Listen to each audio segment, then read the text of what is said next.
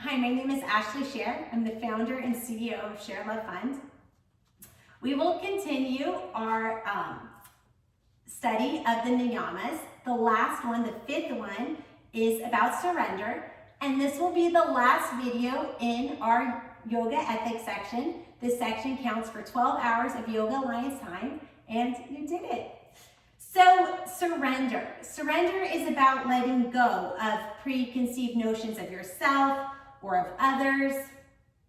It's about living with love and positive energy, being open. Or it's about what you interpret it to be about.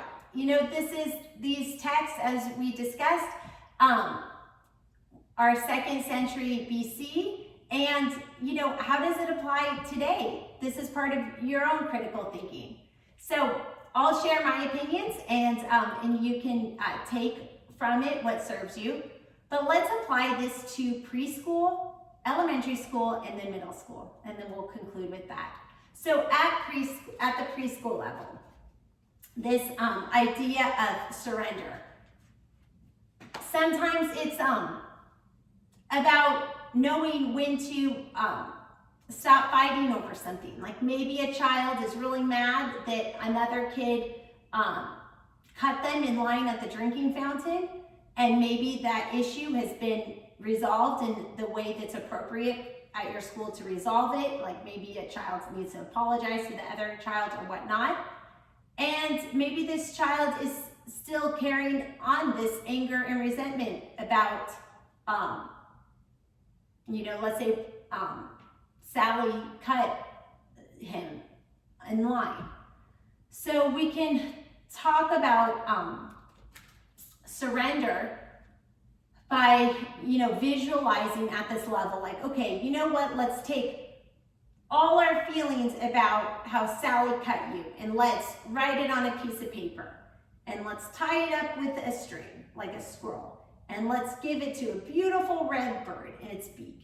And let's have that bird take it and fly away.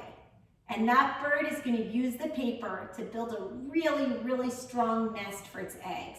And while it's sad that you were cut in line, by giving this gift of writing your problem down and letting go of it on the paper, this is helping the bird, let's say, have a nest that's strong enough to protect the bird eggs. Anyway, this might be a little too hokey for some people, and that's fine. Take what resonates with you, disregard what doesn't. But this idea of teaching children at the preschool level that being mad at Sally, for example, all day and night isn't really going to do anything that's going to serve them. And at a certain point, it just helps to acknowledge what happened, learn a lesson from it, and let it go.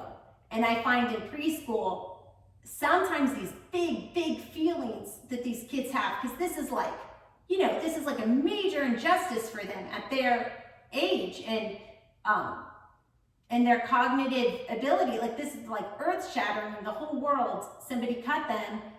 Sometimes recognizing that these feelings are really big and using some kind of like visualization to like have that big feeling go somewhere. And I like to use nature. I find it effective.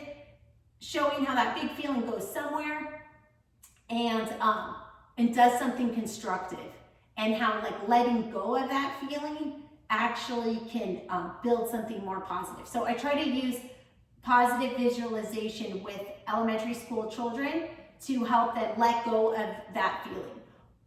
One thing, sometimes children do with kids who have a pacifier is they'll say, oh, I'm going to give this pacifier to another baby. I think it's important to never lie to kids, because when you lie about one thing, they grow up and they think, no, actually people don't really reuse pacifiers. So I don't advocate lying, but this idea of helping a child let go of something by trying to draw a connection of how it could help something else. I guess in my example of the bird, I guess in some ways it is a lie, because no bird is going to build a nest, but in that case, maybe just being honest to say like, oh, let's imagine, we're imagining something pretend, but let's imagine this, and letting the child know that it's imagination. In terms of surrender for elementary school children, so it's the same concept of letting go, but we'll apply it in a little more sophisticated way. So elementary school is a time where children are very competitive with each other. And there's this like righteousness in the stories, and they go on, and this one did that. And some of these stories are so elaborate in elementary school. And I mean, they really should all be award-winning novelists. So after listening to the child and letting them sort of blow off their steam, kind of saying, so what? So let's say all this happened. What is that going to do for you? Like this whole big story is a big, heavy, it's like rocks in your backpack. What if you just let go of all those rocks? You know what? Maybe this friend was mean to that friend on the playground. And so maybe instead of being on this righteous path, maybe let that person's behavior guide you to make different choices about who you want to hang out with at recess tomorrow. Maybe we can use somebody's bad behavior as information to help us make more informed choices about who we spend our time with our time being our most precious commodity.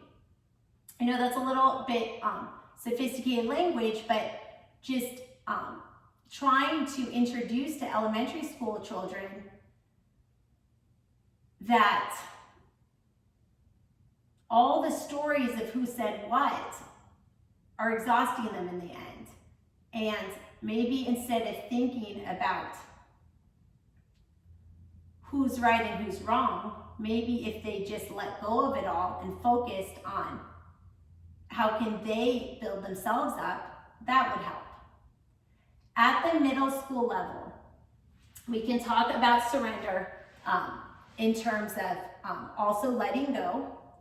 And we can think about this as setting personal goals with ourselves and kind of letting go of the comparisons and the jealousy and the external judgment. Middle school is a time where children are not only feeling external judgment by their peers or their teachers, but they're also feeling judgment about themselves.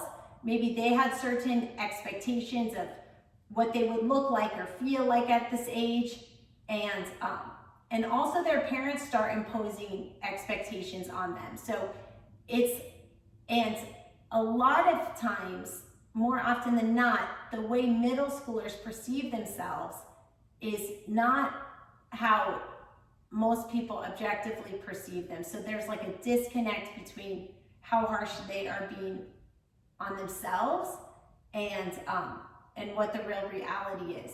So surrender in the middle school age, I think there's a lot of growth in terms of personal acceptance and really talking about not judging others, trying to not judge yourself, just trying to learn, and every day and every moment is a new opportunity to try to be your best self. And trying to carry out that opportunity and really just letting go of judgment. So we can think of this non-surrender or this surrender concept in middle school as letting go of judgment. With that, we conclude our yoga philosophy portion of the Registered Children's Yoga Teacher Training. Namaste. You just need to find my clicker.